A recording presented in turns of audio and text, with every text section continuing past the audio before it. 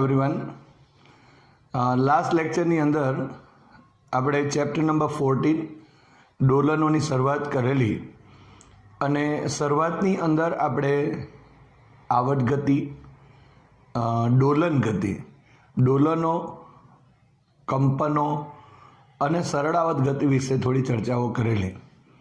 સાથે સાથે આપણે આવટકાળ અને આવૃત્તિ વચ્ચેના જે સંબંધ છે એની પણ આપણે ચર્ચા કરેલી. આજે આપણે સરળાવત ગતિ માટે જે સ્થાનાંતર છે એની આપણે ચર્ચાઓ કરીશું.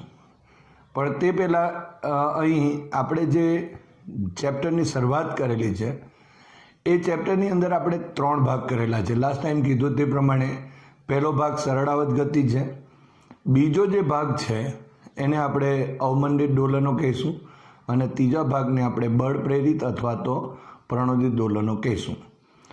અહીં આ વાત કહેવાનો મૂળ હેતુ એક જ છે કે કોઈ પણ ચેપ્ટર હોય તો એ કોઈ ચેપ્ટરના શરૂઆતની અંદર આવતી જે ફંડામેન્ટલ રાશિઓ છે, ફિઝિક્સમાં જે ફંડામેન્ટલ કન્સેપ્ટ્સ જે છે એ કન્સેપ્ટનો જ ઉપયોગ કરી અને આપણે જે મોટી થિયરીઓ છે એ આપણે બનાવી શકીએ છીએ.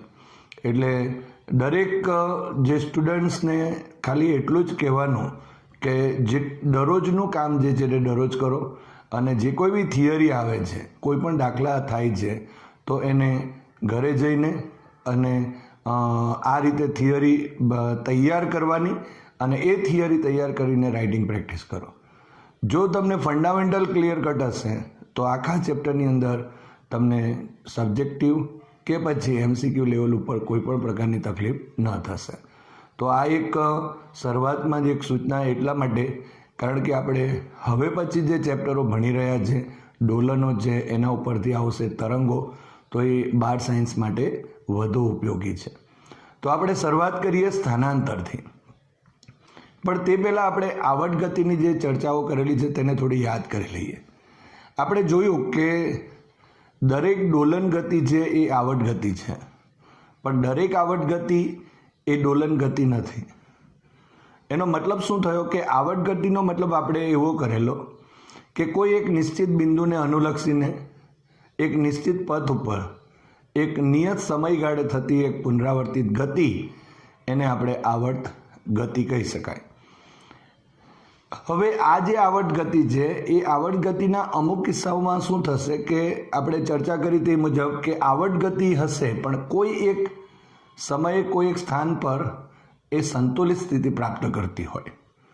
દાખલા તરીકે આપણે જો અહીં લોલકની ચર્ચાઓ કરેલી છે, લટકાવેલા સ્પ્રિંગની ચર્ચાઓ કરેલી છે, તો એની અંદર આપણે જોયું કે આવટ ગતિ કરતો જે પદાર્થ, એ પદાર્થ કોઈ એક સંતુલિત સ્થિતિ પ્રાપ્ત કરે ત્યારે એના ઉપર લાગતું જે પરિણામી બળ હોય તે શૂન્ય હોય. એનો મતલબ એમ થયો કે તે એક ચોક્કસ સંતુલિત સ્થિતિ પ્રાપ્ત કરશે, એને આપણે મધ્યમાન સ્થાન પણ કહી શકાય. હવે એ જે સંતુલિત સ્થિતિ છે એમાંથી જ્યારે આવા આવટ ગતિ કરતા પદાર્થને થોડુંક ચલિત કરીને જો છોડી દઈએ, એટલે કે એનું જો થોડું સ્થાનાંતર કરાવી દઈએ, તો એ જે ગતિ કરશે એ ગતિ આપણે ડોલન ગતિ કહીએ છીએ.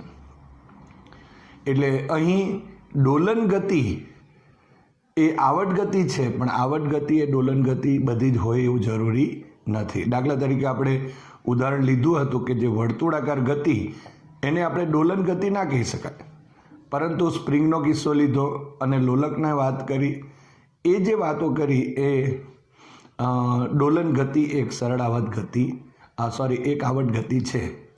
હવે નેક્સ્ટ પોઈન્ટ જો આપણે કહીએ તો સરળાવત ગતિના સંદર્ભમાં પણ વાત કરીએ અને એના ઉપર આધારિત જે ઇક્વેશન્સ છે તેની પણ આજે ચર્ચાઓ કરીશું.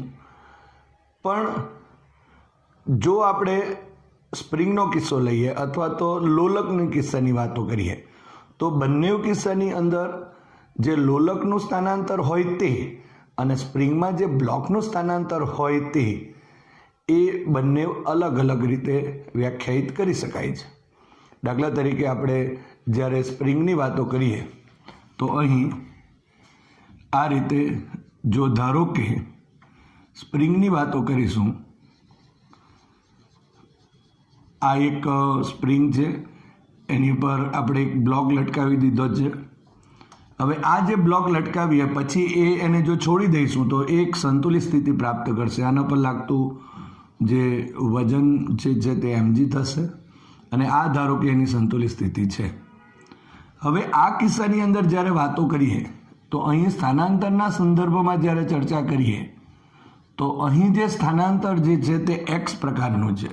એટલે કે અહીં રેખીય સ્થાનાંતર હશે. ક્યાં તો એ x હોઈ શકે અથવા તો આજુબાજુ જ્યારે એ ડોલન કરશે તો એક્સના સંદર્ભમાં વાતો થાય અને જો ઉપર નીચે વાત કરીએ તો વાય પણ આપણે લઈ શકાય. એ જ રીતે સ્થાનાંતરના સંદર્ભમાં બીજી પણ એક વાત આપણે કરેલી કે જેમાં આ રીતે એક લોલક લઈ લીધું અને આ એનું જો આપણે કહીએ તો મધ્યમાન સ્થાન થઈ જશે અને ત્યાર પછી એ આ રીતે આ પથ ઉપર ડોલન કરશે. થીટા અહીં ઘણો જ નાનો જેવું આપણે ચર્ચામાં લીધું હતું. જો એ નાનો હશે તો જ આ ગતિ એક સુરેખ ગતિ થઈ શકે. અને અહીં જો આપણે કહેવું હોય તો એમ કહી શકાય કે આ જે આપણા પાસે જે પોઈન્ટો છે એ અહીં લોલકના કિસ્સામાં જો આપણે કહીએ તો અહીં થીટાનું સ્વરૂપ હશે.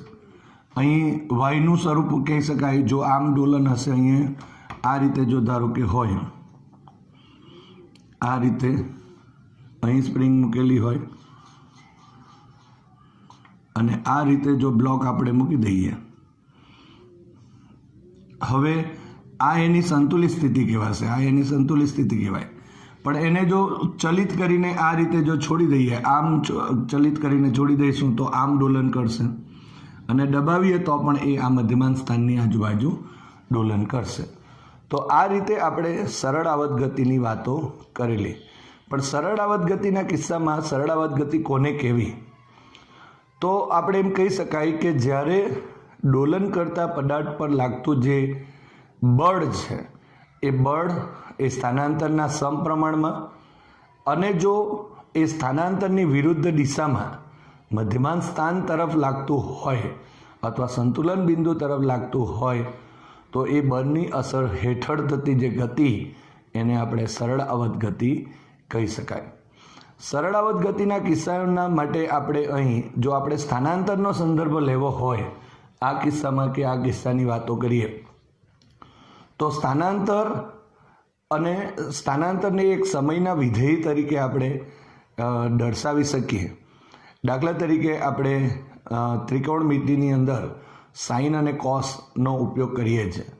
આપણે જાણીએ છીએ કે સાઇન અને જ્યારે કોસની ચર્ચાઓ કરીએ ત્યારે પહેલા ચરણમાં બીજા ચરણમાં કેવી રીતે એ વધે ઘટે છે તેની પણ આપણે જે સાઇન વિધેય અને કોસ વિધેય કેવી રીતે વધે ઘટે છે તે આપણે જાણીએ છીએ અને એનો જે આકાર જે છે તે પણ આપણે જાણીએ છીએ કે આ રીતે એક વેવ ટાઈપનો આકાર આપણને મળે છે અને જો આવટકાળ જેટલા સમયમાં એ કેવી રીતે વધે છે અને ઘટે છે તે પણ આપણે જોઈ શકાય.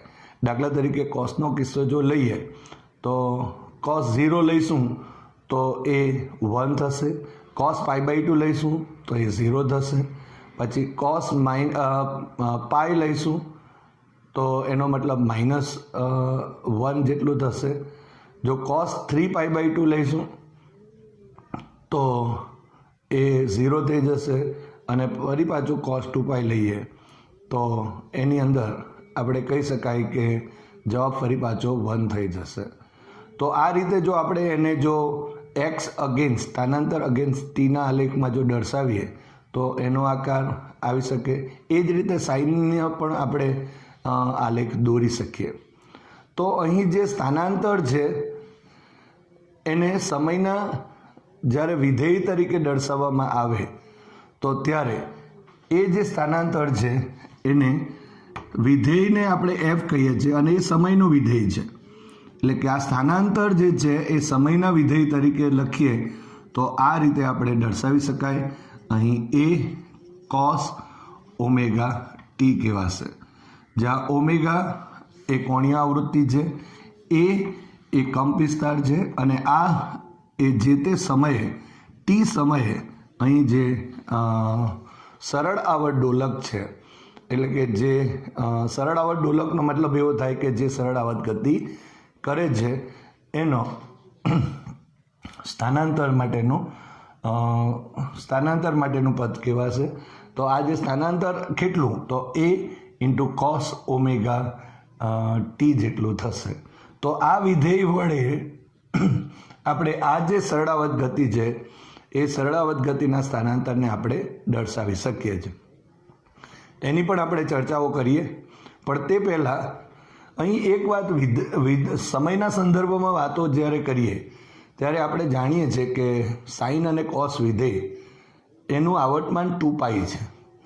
એટલે એનો મતલબ એમ થાય કે જે આ વિધેય જે છે એ જો એમાં 2πનો જો વધારો કરવામાં આવે, દાખલા તરીકે આપણે અહીં થોડું સમજવાનો પ્રયત્ન કરીએ તો આ રીતે આપણે એકમ વર્તુળ જાણીએ છીએ. હવે અહીં ધારો કે એક્સ, આ એક્સ છે, અહીં વાય છે, અહીં આપણે જો ઉગમ બિંદુ કહીએ આ 1 લઈએ એકમ, અને એટલા માટે આના યામ જો આપણે લખી દઈએ તો 1 0 થશે.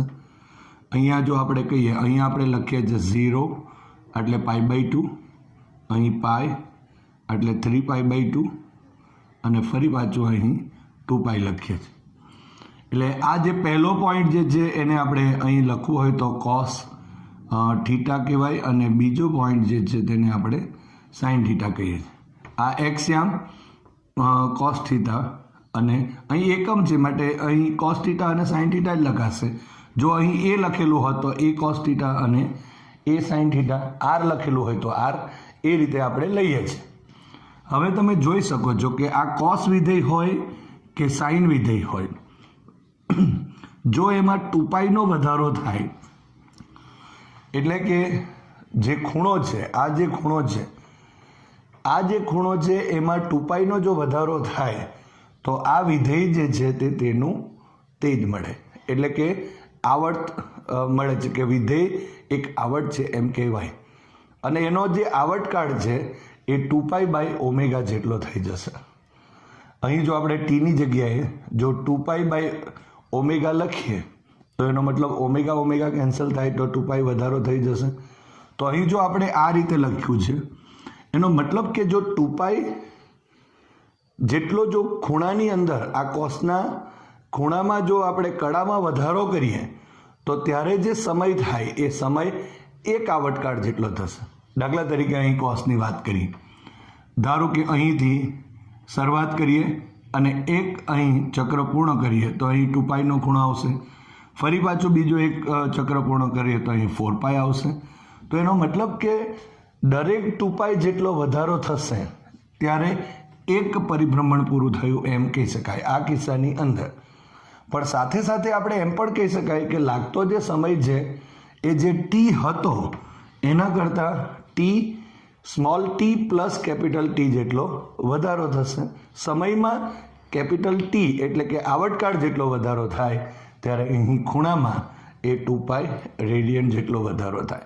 અથવા ઊંધું પણ આપણે કહી શકાય કે 2π રેડિયન જેટલો જો ખૂણામાં વધારો થશે, કળામાં વધારો થશે, તો ત્યારે લાગતો જે સમય છે એ small t plus capital T જેટલો થશે.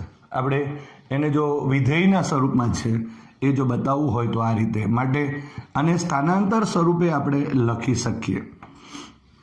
એટલે સ્થાનાંતર જનરલી આપણે જ્યારે દર્શાવવાનું હોય કે રેખીય હોય તો અહીંયાથી ત્યાં સુધી તો આપણે સાઇન કે કોસનો ઉપયોગ કરતા નથી. પણ અહીં આ જે સ્થાનાંતર છે એ મધ્યમાન સ્થાનથી સ્ટાર્ટ થાય છે, ફરી એક બાજુ જાય છે ત્યાં વેગ 0 થશે, ફરી મધ્યમાન સ્થાન પર આવશે વેગ મહત્તમ થશે, ફરી પાછું બીજી બાજુ જાય અને અહીં આવશે એટલે એક ડોલન પૂર્ણ કરશે. કહેવાનો ઇન્ટેન્સ શું છે કે અહીં સ્થાનાંતરને આ રીતે પણ દર્શાવી શકાય, સાઇનના વિધેય તરીકે બી દર્શાવી શકાય, અને સાથે સાથે સાઇન અને કોસ બંનેના જો આપણે એમ કહીએ તો સંયોજન સ્વરૂપે બી બતાવી શકાય. અને એ ત્રણ જે વિધેયો છે, દાખલા તરીકે અહીં કોસનું વિધેય લીધું છે તો સાઇનનું પણ લઈ શકાય, બેનું કમ્બાઈન પણ લઈ શકાય, અને બંનેના એ જે બધા વિધેયો છે એ સરળ આવર્ત ગતિ દર્શાવે છે. એનો મતલબ કે સરળ આવર્ત ગતિનું સ્થાનાંતર એ a cos ઓમેગા ટી પણ લખાય, અહીં સ્થાનાંતર એ a sin ઓમેગા ટી પણ લખાય અને સાથે સાથે બેનું કોમ્બિનેશન પણ લખી શકાય. તો અહીં જોઈ શકાય છે, આપણે જોઈએ અહીં કે જ્યારે આપણે અહીં લખવું હોય એનો મતલબ કે 2π રેડિયન જેટલો કળામાં વધારો થશે ત્યારે સમય પણ એક આવર્તકાળ જેટલો પૂર્ણ થશે.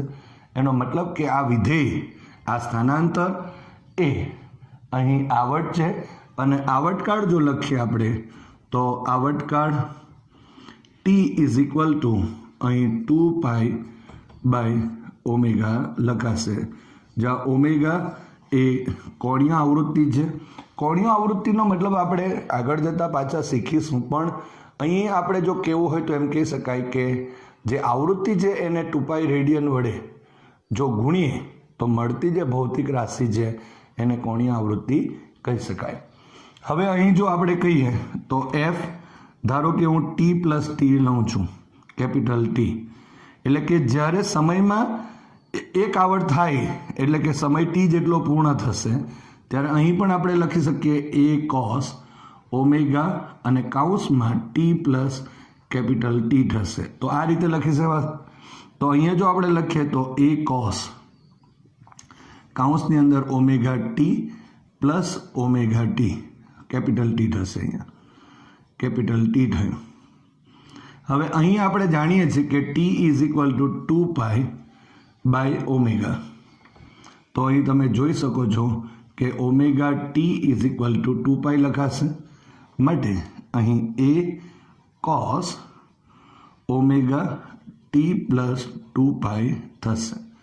તો અહીં તમે જોઈ શકો છો કે જ્યારે સમય એક આવર્તકાળ જેટલો વધે છે ત્યારે અહીં જે કોણ જે છે તે 2π રેડિયન જેટલો વધે છે. અને જો આપણે સાબિત કરવું હોય તો અહીંયા સાબિત કરી શકાય 2π પ્લસ થીટા, આ 2π છે અને પ્લસ થીટા એટલે આ તરફ આવશે પ્લસ સિરીઝ, આ રીતે આપણે પ્લસ નક્કી કરીએ તો 2π પ્લસ થીટા પણ કોસ વિધેય છે અને 2π છે એટલે તેનું તે જ વિધેય રહેશે, એટલે અહીં કોસ થીટા લખાશે. એટલે આની જગ્યા ઉપર આપણે લખવું હોય તો અહીં આટલે લખી દઈએ. માટે F T plus capital T is equal two અહીં એ કોસ અને ઓમેગા ટી લખાશે. કેમ આ રીતે લખાશે? કારણ કે 2π પ્લસ થીટા એટલે તો કોસ જ થાય. સાઇન પણ એ રીતે જ આવશે, કારણ કે સાઇન અને કોસાઇનનો આવર્તમાન જે છે તે 2π જેટલું છે. તો અહીં જોઈ શકાય છે, માટે તમે અહીંયા T plus capital T is equal two અને આપણે એફ ટી લખી શકાશે. તો અહીં તમે જોઈ શકો છો આ પ્રૂવ થાય છે. F T is equal to A cos omega T અને એફ ટી પ્લસ ટી, એનો મતલબ કે એફ ટી એ પણ આવર્ત છે અને એફ ટી પ્લસ ટી પણ આવર્ત છે. હજુ પણ એક સમય હજુ વધારી દઈએ 2π રેડિયન, મતલબમાં જ્યારે અહીં 2π રેડિયન જેટલો પૂર્ણાંક ગુણાંકમાં વધારો થશે ત્યારે અહીં આપણે એમ કહી શકાય કે આવર્તકાળ ટી જેટલો વધશે સમયમાં. તો આ રીતે આપણે અહીં જે સ્થાનાંતર છે એ સ્થાનાંતરને આ જે વિધેય છે તેના તરીકે દર્શાવી શકાય. હજુ આપણે બીજી પણ વાત કરી શકાય. F T is equal two આપણે એ સાઇન અને ઓમેગા ટી સ્વરૂપમાં પણ આપણે લઈ શકાય. એટલે એમ કહેવાય કે સરળ આવર્ત ગતિના સ્થાનાંતર માટેનું જો વિધેય હોય તો તે અહીં તમે એક્સ પણ લખી શકો. જ્યારે એક્સ ડાયરેક્શનમાં કામ કરતા, જ્યારે એ ડોલન કરતું હશે તો એને એક્સ ટી લખાય. જ્યારે આ રીતે વાય ડાયરેક્શનમાં કામ, જ્યારે એ ડોલન કરે છે ત્યારે વાય ટી પણ આપણે લખી શકીએ. પરંતુ અહીં એફટી મતલબમાં વિધેય છે કે જે સમયનું વિધેય છે, એવું વિધેય છે જે એ સાઇન ઓમેગા ટી પ્રમાણે થાય છે. હજુ પણ આપણે આ પણ સરળ આવર્ત ગતિ દર્શાવે છે, આનું સ્થાનાંતર દર્શાવે છે. આ પણ અહીં સરળ આવર્ત ગતિનું સ્થાનાંતર બતાવે છે. તો સ આ ગ માટે આવું આપણે લખી શકીએ. આ પણ બતાવે. હવે આપણે કીધું કે એનું કોમ્બિનેશન પણ હોઈ શકે. એટલે F T is equal two, અહીં ધારો કે આપણે કોઈ બીજું એક નામ આપી દઈએ. ધારો કે ડી સાઇન ઓમેગા ટી અને પ્લસ ડી અહીંયા કોસ ઓમેગા ટી.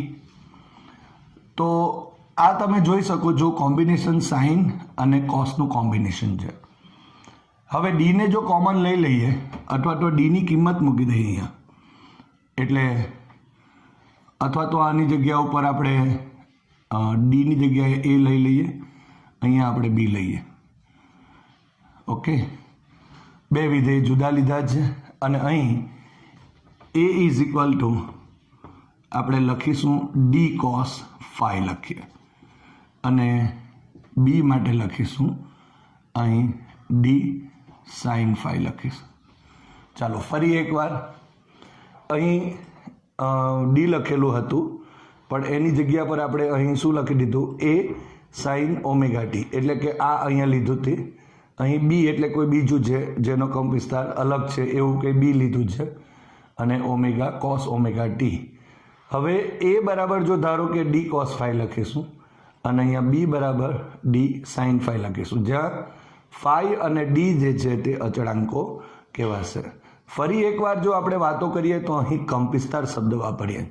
સ્થાનાંતર એટલે કે મધ્યમાંશ સ્થાનથી જે તે સમયે એ સરળાવત ડોલકનું સ્થાન એ સરળાવત ગતિ કરતાં જે સરળાવત ડોલક છે એનું આપણે સ્થાન કહી શકાય.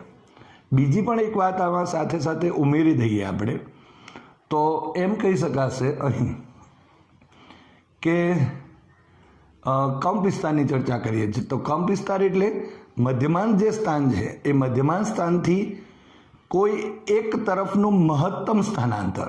ફરી એકવાર,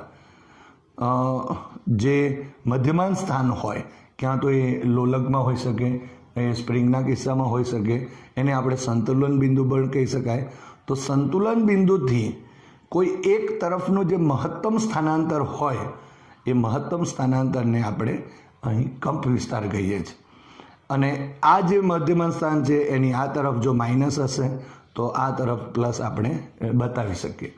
હવે આ જે કિસ્સો છે એની અંદર આપણે આ કિંમતો મૂકી દઈએ તો અહીં આપણને એક વિધેય મળશે F T is equal to, એની જગ્યાએ કિંમત મૂકો તો અહીં ડી સાઇન ઓમેગા ટી અને આ કોસ ફાઈ લખીશું આ રીતે, અને પ્લસ ડી અને સાઇનની જગ્યાએ કોસ ઓમેગા ટી પહેલાં લખીએ અને સાઇન ફાઈ લખીશું.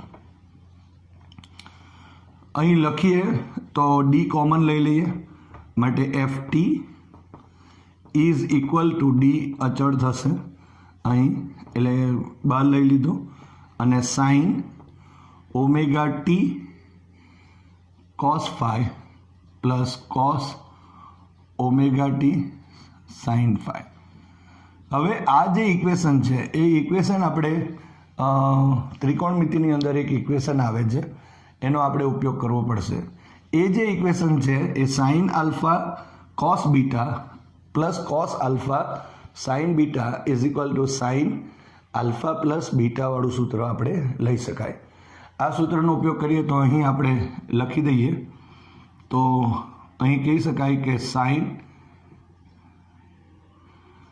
આલ્ફા પ્લસ બીટા, અહીં માઇનસ હોય તો માઇનસ આવશે, sign alpha cos beta plus cos alpha sine beta કહેવાય છે. તો અહીં તમે જોઈ શકો છો કે આલ્ફાની જગ્યાએ અહીં ઓમેગા ટી છે અને બીટાની જગ્યાએ ફાઈ છે.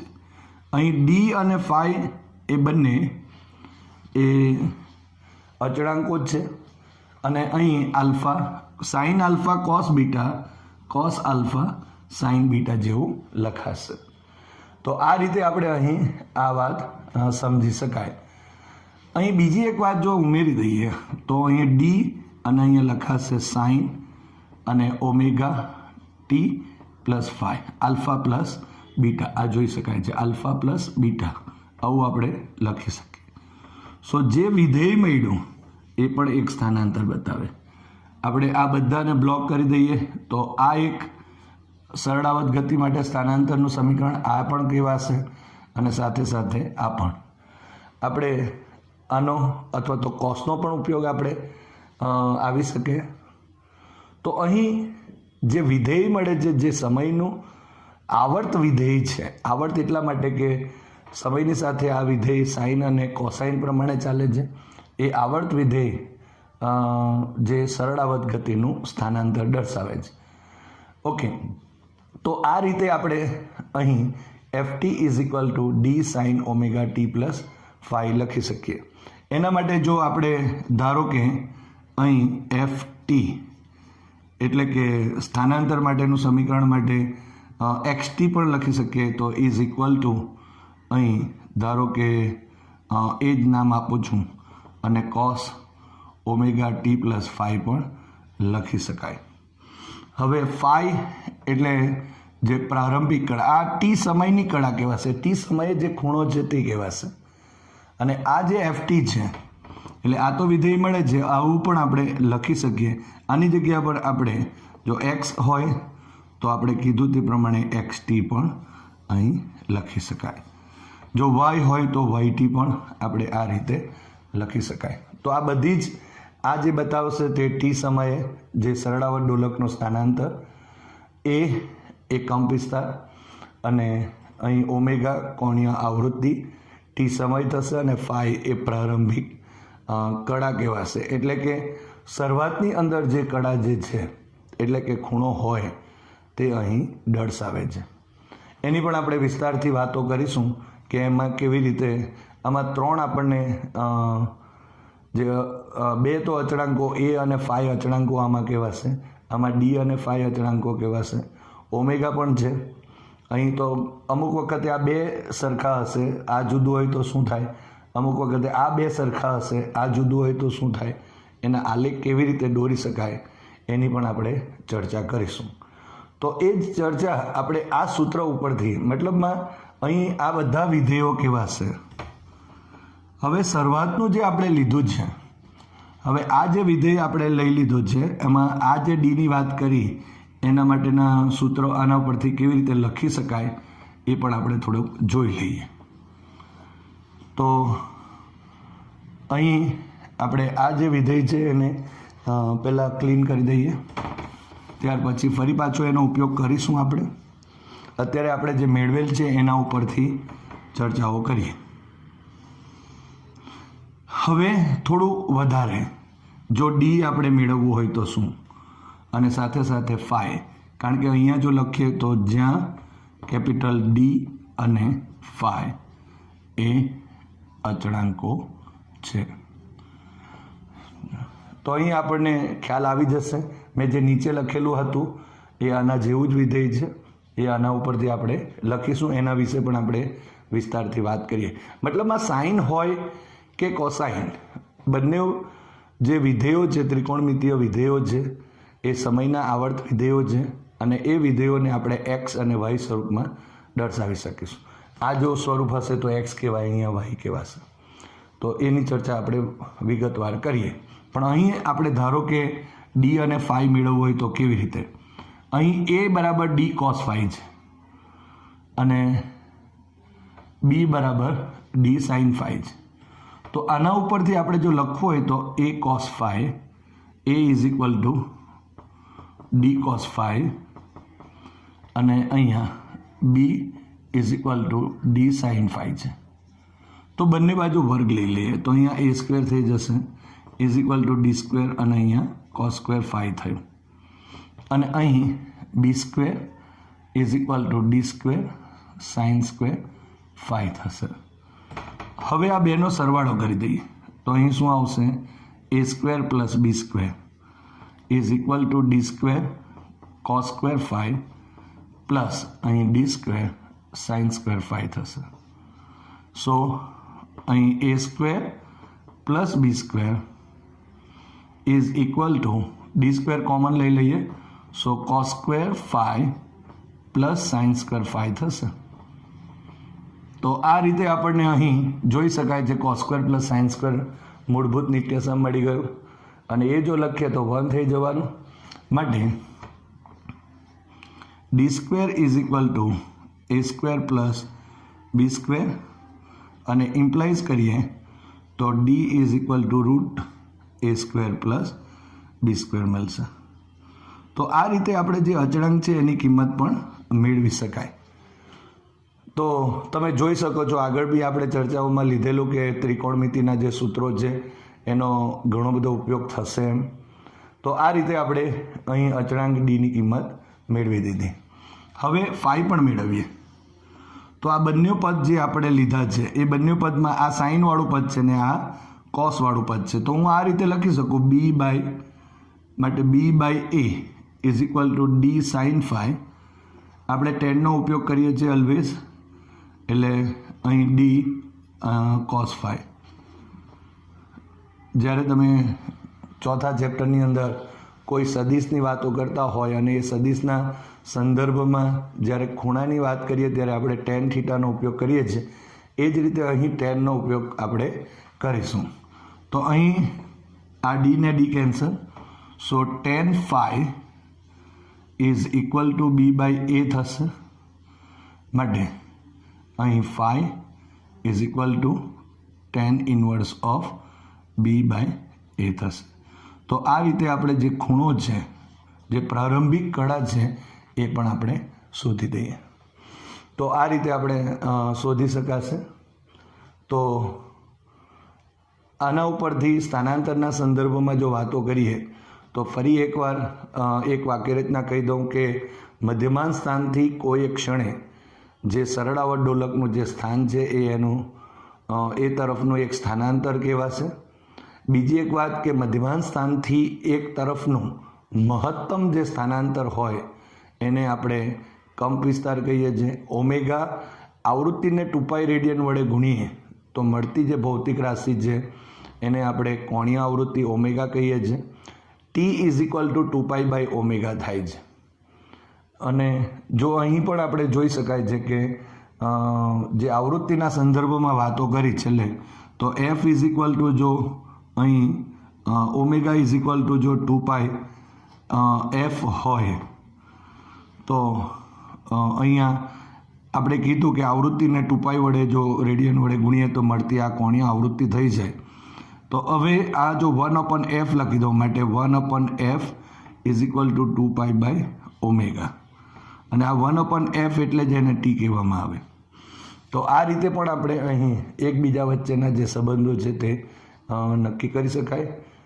બીજી એક વાત, આવટકાળ એટલે જે લઘુત્તમ સમયની અંદર જે આ જે ડોલન ગતિ છે એનું એક પુનરાવર્તન થતું હોય, જે લઘુત્તમ સમયમાં, તેને એક આવટકાળ કહેવાય.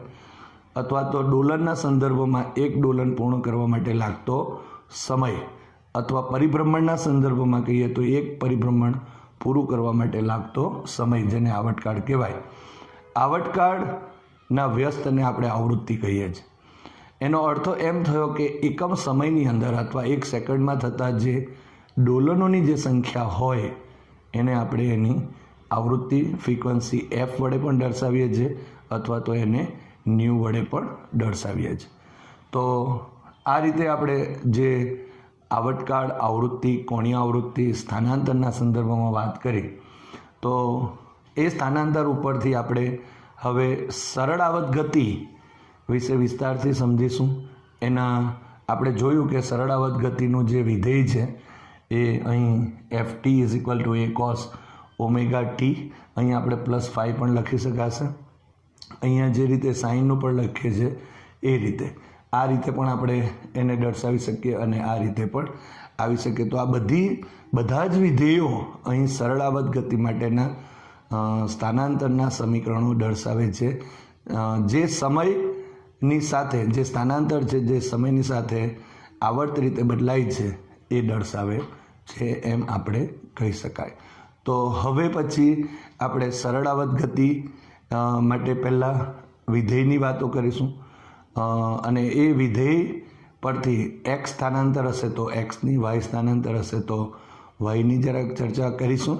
અને એના ઉપરથી આલેખ, અને ત્યારબાદ એ ઓમેગા અને ફાઈમાં જો જુદા જુદા જો હોય તો તેના આલેખો કેવા હોઈ શકે એની પણ આપણે વિસ્તારથી ચર્ચા કરીશું.